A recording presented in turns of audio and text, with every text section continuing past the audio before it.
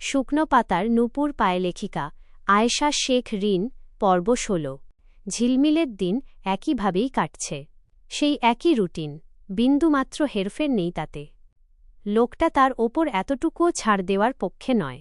এখন সেই স্বামীর তৈরি করে দেওয়া কাজের রুটিনের পাশে এসে যুক্ত হয়েছে কলেজের আসন্ন পরীক্ষার রুটিন। পড়ার টেবিলে বসে দু হাতে দুটো আলাদা রুটিন ধরে অবিশ্বাসের দৃষ্টিতে সেদিকে তাকিয়ে আছে মেয়েটা। ওদিকে বিছানায় বসে ল্যাপটপের কিবোর্ডে আঙুল চালাচ্ছিল বারিশ। ইদানিং কাজের চাপ তার মাথার ওপর পাহাড়ের মতো চেপে বসেছে। ইউনিভার্সিটিতে প্রফেসর হিসেবে জয়েন করার পর থেকে কানাডার মেহরাজের সাথে যৌথ প্রজেক্টগুলোতে ঠিকমতো সময় দিতে পারছে না সে। এতদিন মেহরাজই এক হাতে সব সামলে এসেছে, যদিও এর জন্য রোজ ঘ্যানঘ্যান করে তার মাথা ঝালাপালা করে দিচ্ছে ছেলেটা। বারিশ অবশ্য সেসব কান দিয়ে শোনেও না, কিন্তু এবার তাকে সত্যিই কিছুটা মন দিতে হবে। ঝিলমিল পড়ার টেবিল থেকে এক পলক নজর ঘুরিয়ে তাকাল বারিশের দিকে। দেখতে দেখতে বিয়ের ২০টা দিন কেটে গেল, কিন্তু একটা দিনের জন্য সে নিজের বাপের বাড়ি যেতে পারল না। দেয়ালের ওপাশেই তার নিজের ঘর, নিজের পরিবার। অথচ এই লোকটা তাকে একবারের জন্যও ওপাশে পা বাড়াতে দেয়নি। যাবেই বা কখন? বিকেল অবধি কলেজ, আর তারপর বাকি সময়টা রান্নাঘর আর ঘরের কাজ সামলাতেই পার হয়ে যায়। মাঝখান থেকে শুধু দিনে একবার পরিবারের সবার সাথে ফোনে কথা বলার সুযোগ পায় সে। পরীক্ষার জন্য আইসিটি সাবজেক্ট নিয়ে বেশি টেনশনে আছে ঝিলমিল। এখনও একটা চ্যাপ্টারও ভালোভাবে শেষ করতে পারেনি। কোনোভাবেই কলেজের আইসিটি ক্লাসটা করতে পারছে না সে। প্রতিবার কোনো না কোনো বাহানা তৈরি করে বারিশ তার আইসিটি ক্লাসটা ক্যান্সেল করিয়ে দেয়। এর পেছনের রহস্যটা ঝিলমিলের পুরোপুরি অজানা। বহুবার জিজ্ঞেস করেও কোনো উত্তর মেলেনি। বাধ্য হয়ে এতদিন ধরে তাকে বারিশের কাছেই আইসিটি পড়তে হচ্ছে। লোকটা নিজে ইউটিউব দেখে দেখে তাকে আইসিটি পড়ায়, আবার বড় মুখে দাবিও করে সে নাকি সব জানে। ঝিলমিল হাতের রুটিন দুটো একটু উঁচিয়ে ধরে ক্ষোভ সামলে বলল, আপনার এই কাজের রুটিন কি এবার একটু কমানো যায় না? পরীক্ষার জন্য পড়ব নাকি আপনার এসব কাজ করব? বারিশ কোনো জবাব দিল না। ল্যাপটপের স্ক্রিনে কাঙ্ক্ষিত কিছু একটা মেলাতে না পেরে তার কপালে বিরক্তির ভাঁজ। ঝিলমিল নাছোড়বান্দার মতো আবার ডেকে উঠল, কি হল? শুনছেন? কমাবেন না? না। ল্যাপটপ থেকে চোখ না সরিয়েই বরফশীতল সংক্ষেপ উত্তর বারিশের। ঝিলমিল আড়ালে মুখ ভেঙচে বইয়ের দিকে মনোযোগ দিল। সন্ধ্যা থেকে মেয়েটাকে ওই টেবিলের সামনে বসিয়ে রেখেছে বারিশ। ঘড়ির কাঁটা এখন রাত ১০টার কাছাকাছি ছুঁই ছুঁই। বারিশ এক পলক ঘাড় ঘুরিয়ে ঝিলমিলের দিকে তাকাল। তারপর ল্যাপটপটা বন্ধ করে বেরিয়ে গেল রুম ছেড়ে। বারিশকে ঘর ছেড়ে বের হতে দেখেই চকচক করে উঠল ঝিলমিলের চোখ দুটো। বইয়ের ভেতর লুকিয়ে রাখা ফোনটা চট করে টেনে বের করে স্ক্রিনে আঙুল চালাতে লাগল সে। ঠিক তখনই স্ক্রিনে ভেসে উঠল একটা অচেনা নম্বর। প্রথমবার ফোনটা কেটে দিল ঝিলমিল, কিন্তু সঙ্গে সঙ্গেই আবার রিং হতে শুরু করল। এবার না কেটে একটু বিরক্ত হয়েই রিসিভ করে কান ধরল সে। হ্যালো, কে? কল রিসিভ করে প্রথমে সালাম দিতে হয়। ওপাশ থেকে ভেসে এলো চেনা অচেনা যুবকের কণ্ঠ। আচ্ছা, দিলাম। আসসালামু আলাইকুম। এবার বলুন কি চাই? উমম। যদি বলি তোমাকে চাই? শুনুন, ফালতু কথা বললে কিন্তু মুখে যা আসবে তা দিয়ে গালি দেব। ওপাশের লোকটাকে মাঝপথেই থামিয়ে দিয়ে কড়া গলায় হুমকি দিল ঝিলমিল। ওপাশ থেকে মৃদু এক চিলতে হাসির শব্দ ভেসে এলো, আরে সরি সরি, গালি দিতে হবে না। আমি তোমার ফাহিম স্যার বলছিলাম। ফাহিম স্যার? ঝিলমিলের গলার স্বর মুহূর্তেই বদলে গিয়ে তাতে যুক্ত হল বিস্ময় আর খানিকটা জড়তা। চট করে সোজা হয়ে বসে বলল, জি স্যার। আসসালামু আলাইকুম। ভালো আছেন? স্যার, আসলে আমি আপনাকে চিনতে পারিনি, সরি স্যার। আমি কিন্তু গালি টালি দিই না, ভয়ে অমনি মুখ দিয়ে বের হয়ে গেছে। কিন্তু আপনি হঠাৎ আমাকে কল করলেন? তুমি তো এতদিন ধরে একটা ক্লাসও করছো না, কোনো খোঁজ খবরও নেই, তাই একটু খোঁজ নিতে ফোন করলাম। আর টিউশনের ব্যাপারেও কিছু জানালে না। পরীক্ষা তো চলে এলো। অপর পাশ হতে ফাহিম স্যার বললেন। ঝিলমিল একটু তোতলালো, স্যার, আমি আব্বুকে বলেছিলাম। উনি বলেছেন আপাতত বাইরে টিউশন নেওয়ার দরকার নেই। কিন্তু আমি তো সেদিন তোমার বাবার সঙ্গে এ নিয়েই কথা বললাম। তিনি তো আমাকে তোমাকে পড়াতে বললেন, ফাহিম জবাব দিল। ঝিলমিলের কাশি চলে এলো। ওর মনেই নেই এই ফাহিম স্যার তার বাবার স্টুডেন্ট। আর সেদিন ক্যান্টিনে তার থেকে নাম্বারও নিয়েছিল। নিজেকে কোনোমতে সামলে নিয়ে বানিয়ে মিথ্যা বলতে শুরু করল ঝিলমিল। স্যার, আসলে আমার চাচ্চুও বলছিলেন এখন বাইরে পড়ার দরকার নেই। আমার ব্যাপারে চাচ্চু একটু বেশিই নাক গলায় তো। সে রাজি হলে আপনাকে জানাব। তোমার চাচ্চু? ও হ্যাঁ, মেহরাজ। ওকে তো আমি চিনি। আচ্ছা দাঁড়াও, আমি ওর সাথে কথা বলে দেখছি। আমি বললে ঠিক রাজি হয়ে যাবে। না না স্যার, আপনাকে কিচ্ছু বলতে হবে না। আমি নিজেই বলবো। আমি তাকে যে কোনোভাবে রাজি করিয়ে এই মাস থেকেই আপনার কাছে পড়া শুরু করব স্যার। পরপর দুটো কাঁচ ভাঙার বিকট শব্দে কেঁপে উঠল ঝিলমিল। চমকে উঠে পাশে তাকাতেই দেখল ঘরের দরজার মুখে মেঝের ওপর ছড়িয়ে ছিটিয়ে রয়েছে সাদা দুধ আর গাঢ় কফি। কাচের ভাঙা টুকরোগুলোর ওপর চুইয়ে পড়ছে তরল। দৃষ্টি একটু ওপরের দিকে তুলতেই থমকে গেল ঝিলমিল। দরজার ফ্রেমে দাঁড়িয়ে আছে বারিশ। পুরো মুখাবয়ব তার থমথম করছে, যেন এখনই কোনো ধ্বংসাত্মক ঝড় নেমে আসতে চলেছে। কালো মণির চারপাশটা লাল রং ধারণ করেছে যুবকের। চোয়াল শক্ত হয়ে আটকে আছে এক হাড়হিম করা রগে।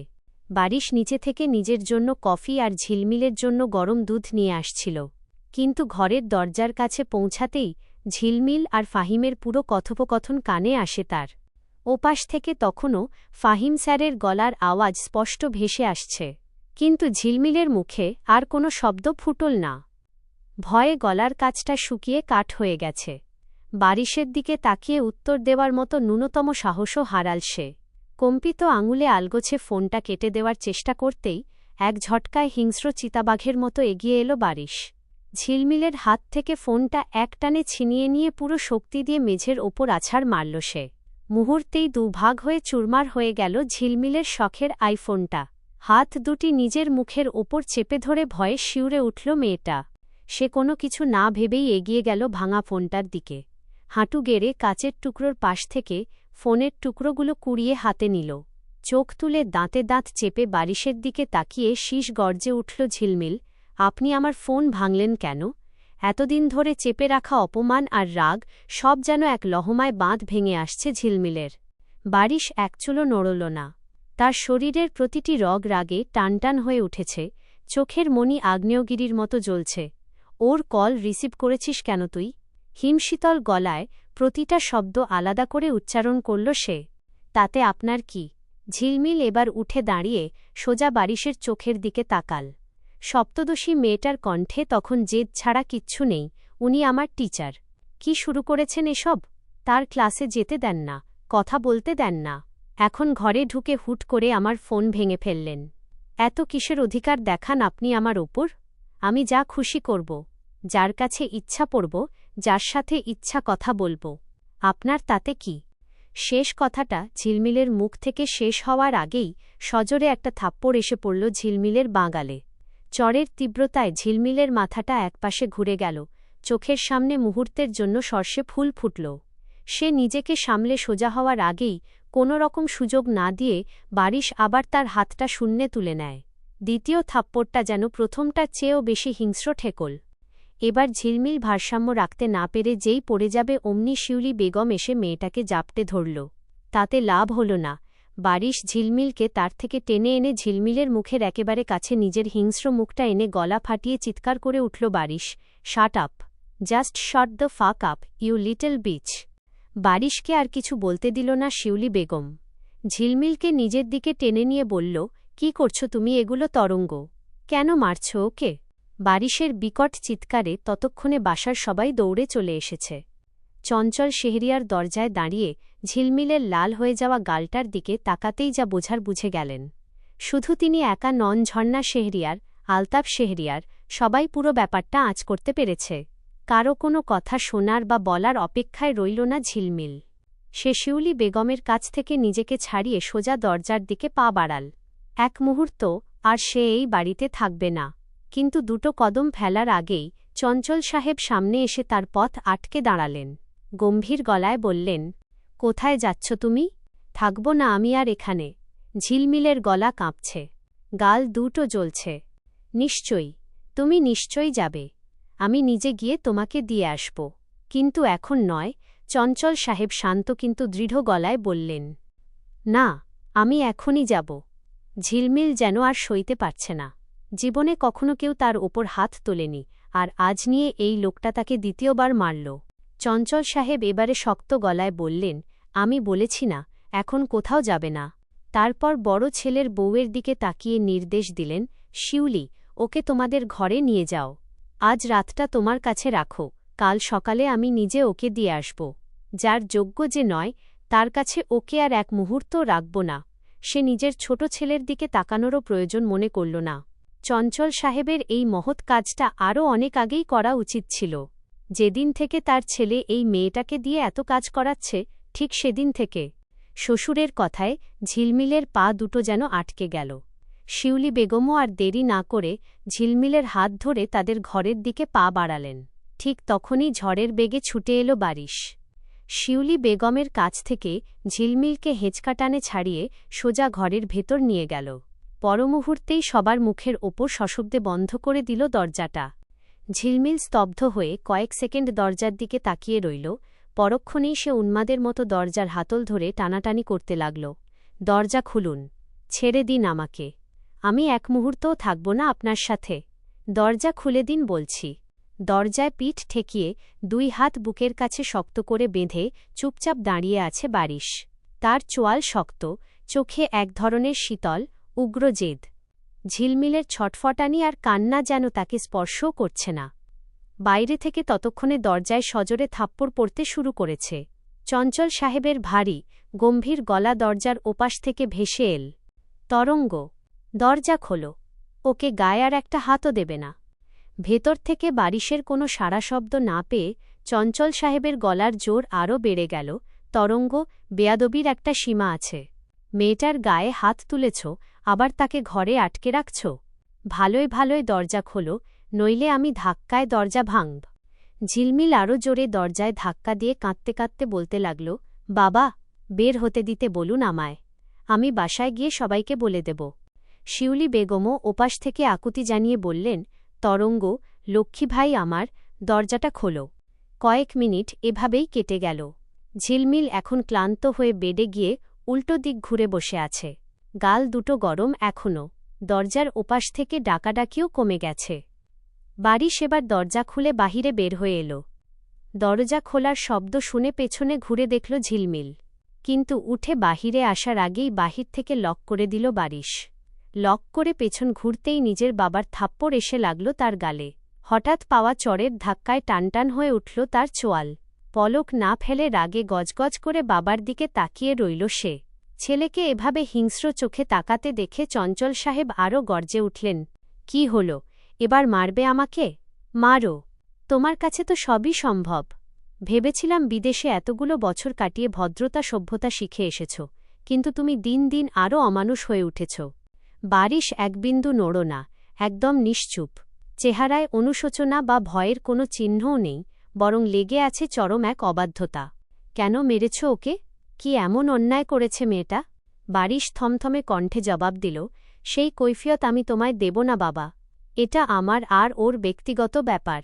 পাশে দাঁড়িয়ে থাকা ঝর্ণা বেগম ছেলের পক্ষে সুর মিলিয়ে নিজের স্বামীকে উদ্দেশ্য করে বিরক্তির গলায় বলে উঠলেন, নিশ্চয়ই মেয়েটা কোনো বড় অকাজ করেছে, তাই মেরেছে।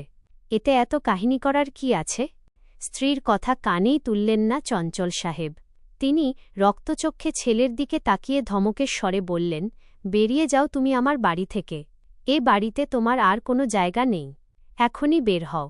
বাবার মুখ থেকে কথাটা বের হতে যতখানি দেরি, বারিশের পদক্ষেপ নিতে ততটুকুও দেরি হল না। কোনো কথা না বাড়িয়ে হনহন করে বাড়ি থেকে বের হয়ে গেল সে। বেশ বিনোদন পাচ্ছিল জারিফ। ঝিলমিলটা তাকে জ্বালাতে এসে নিজেই কিভাবে জ্বলে পুড়ে ছারখার হচ্ছে, এমন দৃশ্য ভিডিও করে রাখতে পারলে শান্তি লাগত। সে হাসিমুখে ঝর্ণা বেগমের কাছে গিয়ে ফিসফিস করে বলল, দাদিমা, চাচ্চু একা কেন গেল? ওই ঝিলমিলটাকেও তো সাথে করে বের করে দেওয়া দরকার। ঝর্ণা বেগম মুখ খুলে কিছু উত্তর দেওয়ার আগেই ফরহাদ সাহেব ঠাস করে একটা চড় বসিয়ে দিলেন জারিফের গালে। চোখ দুটো বড় বড় করে রাগে ফোঁসফোঁস করতে করতে বললেন, নিজের চরকায় তেল দিতে পারিস না? তুই আরও বেশি বেয়াদব হচ্ছিস। জারিফ গাল চেপে ধরে অবিশ্বাস্য চোখে বাবার দিকে তাকিয়ে রইল। ঝিলমিলের চোখের বর্ষণ থামছিলই না। কান্না যেন বাঁধভাঙা জোয়ারের মতো উপচে আসছে। অপমানে বুকটা ফেটে যাচ্ছে। ফোনটাও ওই জল্লাদটা ভেঙে টুকরো টুকরো করে দিয়ে গেল।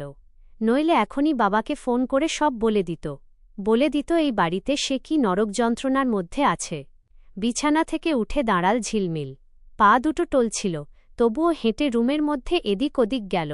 তার ইচ্ছা করছে বেলকনি দিয়ে এক লাফে নিজের বাড়ি চলে যেতে। সে গিয়ে দাঁড়াল ড্রেসিং টেবিলের আয়নার সামনে। দুগালে হাত রেখে আয়নায় নিজের প্রতিবিম্বের দিকে স্তব্ধ হয়ে তাকিয়ে রইল মেয়েটা। চরের চোটে ফর্সা গাল দুটো লাল হয়ে ফুলে উঠেছে, চোখ দুটোও কান্নায় জবা ফুলের মতো লাল। সে কাঁদছে আর আয়নায় নিজেকে দেখছে। কাঁদলে তাকে বেশ সুন্দরী লাগে। ঝিলমিল এলিয়ে পড়া চুলগুলো টেনে এনে দুই কাঁধের দুপাশে ছড়িয়ে দিল। চোখ মুছে আবার আয়নায় নিজেকে দেখতে লাগল। ধীরে ধীরে তার কান্নার বেগ হালকা হয়ে এল। চোখের দৃষ্টি থেকে কান্না মুছে সেখানে ফুটে উঠল গম্ভীর ভাব। নিজেকে দেখতে দেখতে নিজের অবচেতন মনেই তার ঠোঁটের কোণে হালকা হাসি ভেসে উঠল।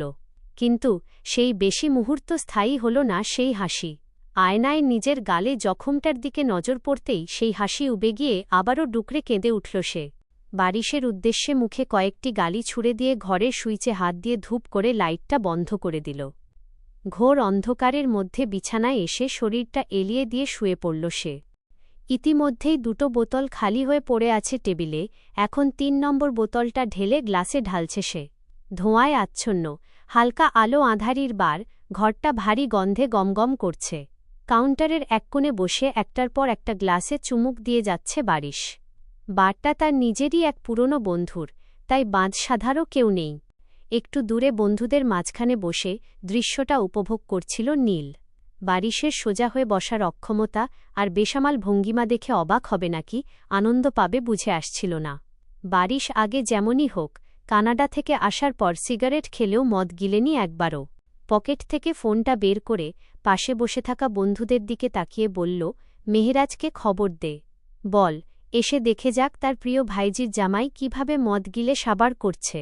কোনো দরকার নেই এসবের, খাচ্ছে, খেতে দে, পাশ থেকে অন্য একজন বন্ধু বলল। ৩ নম্বর বোতলটা শেষ ফোঁটাটুকু গ্লাসে ঢেলে নিঃশেষ করে দিল বারিশ। অতিরিক্ত অ্যালকোহলের ধাক্কায় শরীরটা অবশ হয়ে আসছে এখন তার। মাথাটা ভারী হয়ে একদম টেবিলে ঝুঁকে পড়ল সে। বারিশকে ওভাবে ঢলে পড়তে দেখে আড্ডার মাঝখান থেকে এক বন্ধু এগিয়ে এল। কাঁধে হাত দিয়ে ডেকে বলল, কি রে, এবার তো বল কি হয়েছে? তোর কচি বউয়ের সাথে ঝগড়া করেছিস নাকি? টেবিলে মাথা গুজে পড়ে থাকা বারিশের কানে কথাগুলো আবছাভাবে পৌঁছাচ্ছিল। তীব্র নেশার ঘোরে মগজে হঠাৎ করেই সপ্তদশীর মুখটা ভেসে উঠল। কান্না ভেজা সেই হ্যাজেলমণি দুটো চোখে ভেসে উঠতেই বুকের ভেতরটা হঠাৎ কেমন যেন মোচড় দিয়ে উঠল বারিশের। স্তব্ধ মনে হল পুরো পৃথিবীটা। কয়েক ঘণ্টা হয়েছে সে বাড়ি থেকে এসেছে, মনে হচ্ছে কত বছর সে ঝিলমিলের কাছে নেই। সোজা হয়ে উঠে দাঁড়াল বারিশ। টাল সামলাতে না পেরে পাশের চেয়ারটায় ধাক্কা খেল, তাও থামল না। এক ফোঁটা সময় নষ্ট না করে বেসামাল পায়ে বারের দরজার দিকে পা বাড়াল সে। তাকে যেন এখনই ফিরতে হবে সেই অবাধ্য কিশোরীর কাছে। উঠে দাঁড়াতেই নীল চট করে সামনে এসে হাত চেপে ধরল। আরে ভাই, কোথায় যাচ্ছিস এই অবস্থায়? তুই তো সোজা হয়ে দাঁড়াতেও পারছিস না। বারিশ নিজের হাতটা ছাড়িয়ে নেওয়ার চেষ্টা করে জড়িয়ে যাওয়া গলায় বলল, আমাকে যেতে হবে, আমায় ছাড়। অবস্থা সুবিধার নয় দেখে বাকি বন্ধুরা দ্রুত এগিয়ে এসে বারিশকে দুপাশ থেকে ধরে ফেলল। নীল পকেট থেকে গাড়ির চাবি বের করে চেঁচাল, হয়েছে, অনেক হয়েছে। এই হাল নিয়ে রাস্তায় নামলে অ্যাক্সিডেন্ট করে মরবি। চুপচাপ চল, তোকে বাড়ি পৌঁছে দিয়ে আসি। প্রতিবাদ করার মতো কোনো জোর বারিশের গায়ে আর অবশিষ্ট ছিল না। মনে মনে তখনও কেবল ওই একটাই মুখ ঘুরপাক খাচ্ছে তার। বন্ধুরা বারিশকে একদম বাড়ির মূল ফটকের সামনে এনে কোনোমতে নামিয়ে দিয়ে সটকে পড়ল। ভেতরে এনে দিয়ে যাওয়ার সাহস তাদের কারও নেই, কারণ তাদের সাথে ঘুরে বারিশ এভাবে মদ গিলেছে জানতে পারলে ঝর্ণা বেগম ঝাঁটা নিয়ে তাড়া করবেন। এ বিষয়ে তারা শতভাগ নিশ্চিত। গেট পেরিয়ে টলমল পায়ে ভেতরের দিকে পা বাড়াল বারিশ। মেঝের ওপর নিজের পা দুটো ঠিকমতো ফেলতেও পারছিল না সে। কোনোমতে দেওয়াল ধরে ধরে হেঁটে গিয়ে নিজের বেডরুমের সামনে এসে দাঁড়াল। পকেট থেকে অনেক কসরত করে চাবিটা বের করে দরজার লকটা খুলল। দরজা খোলা মাত্রই চোখে পড়ল পুরো ঘর ঘুটঘুটে অন্ধকারে।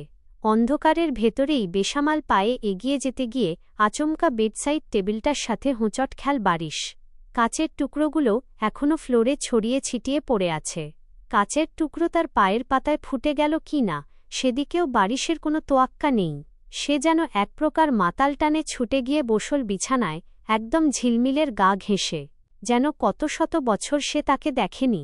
বিছানায় একপাশ হয়ে শুয়ে আছে ঝিলমিল, ফর্সা গালে হাত রেখে কাত হয়ে শুয়ে আছে কিশোরী। বারিশ কাঁপা কাঁপা হাতে ধীরে ধীরে ঝিলমিলের হাতটা গাল থেকে সরিয়ে দিল। তারপর নিজের তপ্ত ভারী হাতের তালুটা আলতো করে এনে রাখল ঝিলমিলের ফোলা গালটার ওপর। আঙুল বুলাতে লাগল সেখানে, যেন সামান্য অসাবধানতায় এই স্পর্শেই মেয়েটা আবার কষ্ট পাবে। ঘোর লাগা চোখে নির্নিমেষ তাকিয়ে থাকতে থাকতে একসময় আর শরীর সামলাতে পারল না সে। ক্লান্তিতে অবসন্ন হয়ে বারিশ ঝিলমিলের পাশে শুয়ে পড়ল। শুয়ে থেকেও একদৃষ্টিতে তাকিয়ে রইল ঝিলমিলের স্তব্ধ নিষ্পাপ চেহারার দিকে। শেষমেশ চোখের পাতার তীব্র ক্লান্তি আর সইতে না পেরে ধীরে ধীরে সে চোখ দুটো বন্ধ করল। চোখের পাতা শতমন ভারী লাগছে তার, কিন্তু চোখের পাতা দুটো জুড়তেই বুজে আসা আঁধারে ভেসে উঠল অদ্ভুত এক দৃশ্য। সেদিনের সেই দৃশ্য, তার আর দিঘির গায়ে হলুদের দিন নাচছিল মেয়েটা। নাচের উন্মাদনায় ঝিলমিলের অনাবৃত কটিদেশের মসৃণ শুভ্রতা কেমন ঝলসে উঠছিল বারবার। চোখ খুলে ফেলল যুবক। তপ্ত নিঃশ্বাসের ঝড়ে বুকটা দ্রুত ওঠানামা করছে। এই দৃশ্য এখনই কেন মনে হতে হল তার? নিজের ভেতরের এই অবাধ্য মোহকে দমন করতে শুষ্ক ঢোক গিলে বিড়বিড় করে নিজেকেই ধমকে উঠল। নাহা, বারিশ, তুই মাতাল, আর ও বড্ড ছোট। ঘুমা তুই, ইডিয়ট। সে আবার চোখ বুজে নিজেকে শান্ত করার ব্যর্থ চেষ্টা করল, কিন্তু মাতাল হৃদয়ের রক্তক্ষরণে নিস্তার মিলছিল না কোনোভাবেই। কিছুটা সময় কেটে গেল সেই থমথমে নীরবতায়। আবারও তাকাল সে। এক দুর্নিবার প্রচ্ছন্ন আকর্ষণে বারিশ হাত বাড়াল। খুব সাবধানে, অতি সতর্কতায় ঝিলমিলের গায়ের চাদরটা ধীরে ধীরে একপাশে সরিয়ে দিল। চাদর সরে যেতেই তার চোখ গিয়ে আটকে গেল সপ্তদশীর কোমরের বাঁকে। অসাবধানী ঘুমে টি-শার্টটা গুটিয়ে অনেকটাই ওপরে উঠে গেছে। অনাবৃত হয়ে আছে তার মসৃণ শ্বেত শুভ্র নরম কটিদেশ। সেই দৃশ্যে চোখের মনি স্থির হয়ে গেল বারিশের। রক্তে চড়ে বসা মদের উন্মাদনা ছাপিয়ে তার দৃষ্টিতে তখন ধরা দিল পরম তৃষ্ণা, ব্যাকুল আবেশ আর মোহ। সে যেন এক অদৃশ্য জাদুবলে পুরোপুরি আচ্ছন্ন, পথহারা। ধীরে ধীরে নিজের তপ্ত মুখটা ঝিলমিলের শরীর ঘেঁষে নামিয়ে আনল সে। বারিশের থরথর করে কাঁপতে থাকা শুকনো ঠোঁট দুটি প্রথমবারের মতো আলতো করে গিয়ে ছোঁয়া দিল ঝিলমিলের সেই উন্মুক্ত কোমল ত্বকের গভীরে। একটা, দুটো, তিনটা। প্রতিটি স্পর্শে বারিশের বুকের ভেতর জমা হওয়া তীব্র আকুলতা আর মাতাল নিঃশ্বাসের উত্তাপ যেন একটু একটু করে গলে মিশে যেতে লাগল ঝিলমিলের অবচেতন শরীরে। বারিশের তপ্ত ঠোঁটের বারবার স্পর্শ আর মাতাল নিঃশ্বাসের উত্তাপ ত্বকে লাগতেই ঘুমের ঘোরে শিহরিত হয়ে উঠল ঝিলমিল।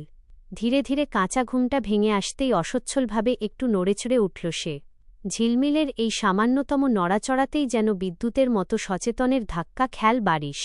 চমকে উঠে তৎক্ষণাৎ নিজের মুখটা গুটিয়ে নিয়ে একটু দূরে সরে শুয়ে পড়ল সে। অন্ধকারের ছায়ায় একপাশে একদম স্থির হয়ে রইল, যেন নিঃশ্বাসটাও চেপে ধরেছে নিজের উপস্থিতি গোপন করার আপ্রাণ চেষ্টায়। ঝিলমিল ঘুমের ঘোর কাটাতে কাটাতে চোখ পিটপিট করে তাকাল। পুরো ঘর ঘন অন্ধকারে ডুবে আছে, কিছুই স্পষ্ট দেখা যাচ্ছে না, কিন্তু ঘরের ভারী বাতাসে ভেসে থাকা এক তীব্র পরিচিত গন্ধ তার নাসারন্ধ্রে এসে ধাক্কা মারতেই বুকের ভেতরটা এক নিমেষে হিম হয়ে গেল। ভয় আর সংশয়ে কাঁপতে থাকা গলায় অন্ধকারের দিকে তাকিয়ে বিড়বিড় করে উঠল ঝিলমিল। কে কে এখানে? কোনো উত্তর এলো না। ঝিলমিল বিছানায় আধশোয়া হয়ে ওঠার চেষ্টা করতেই বারিশ অন্ধকারের ভেতরেই একটু গড়িয়ে ঝিলমিলের আরও কাছাকাছি সরে এলো। সে যত কাছে ঘেঁষে আসছে, মদের সেই ঝাঁঝালো গন্ধটা তত তীব্র হয়ে গ্রাস করছে ঝিলমিলকে। মেয়েটার শরীরের প্রতিটা লোমকূপ আতঙ্কে খাড়া হয়ে উঠেছে। হৃৎপিণ্ড বুকের খাঁচায় যেন হাতুড়ি পিটতে লাগল পাগলের মতো। সে জানে এই গন্ধটা কার, এই অন্ধকার ঘরে এত রাতে আর কে হতে পারে? যে মানুষটা একটু আগেই তাকে দুটো চড় মেরে গিয়েছে, সে এখন আস্তে আস্তে তার একদম ঘাড়ে এসে নিঃশ্বাস ফেলছে। সরুন, আপনি কাছে আসছেন কেন? সরল না বারিশ। আরও কাছে গেল। ঝিলমিলের গলার কাছে মুখ রেখে ফিসফিসিয়ে আওড়াল, সরি। সিয়েনা। আমি সিয়েনা নই, আমি ঝিলমিল। উমম। সিয়েনা। চলবে।